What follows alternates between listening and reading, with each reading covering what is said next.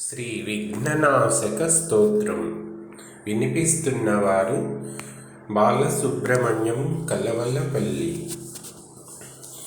గణేశాయ నమస్తుభ్యం విఘ్ననాశాయ ధీమతే ధనం దేహి యశో దేహి సర్వసిద్ధిం ప్రదేహి మే.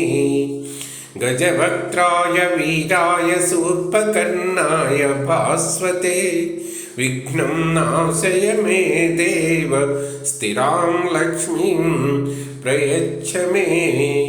ఏకదంతాయ శాంతాయ వక్రతుండాయ శ్రీమతే దంతినే బాలచంద్రాయ ధనం ధాన్యం చ దేహి మే.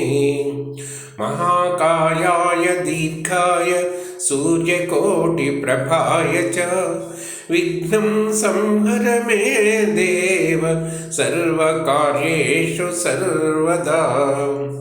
శక్తి సంపన్న దేవాయ భక్తవాంఛిత సిద్ధయే ప్రార్థనాం శృణు మే దేవ త్వం మే భవ ధనప్రదః. నమస్తే గణనాథాయ సృష్టిస్థితిలయోద్భవా త్వయి భక్తిం పరాం దేహి బలం లక్ష్మీం అపి స్థిరాం.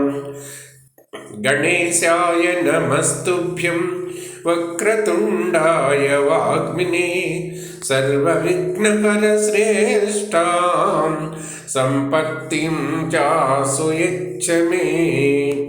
సిద్ధిబుద్ధి ప్రదాతారం సర్వమంగళకారకం వందేహం సర్వమైశ్వర్యం సర్వసౌఖ్యం ప్రయచ్చ మే.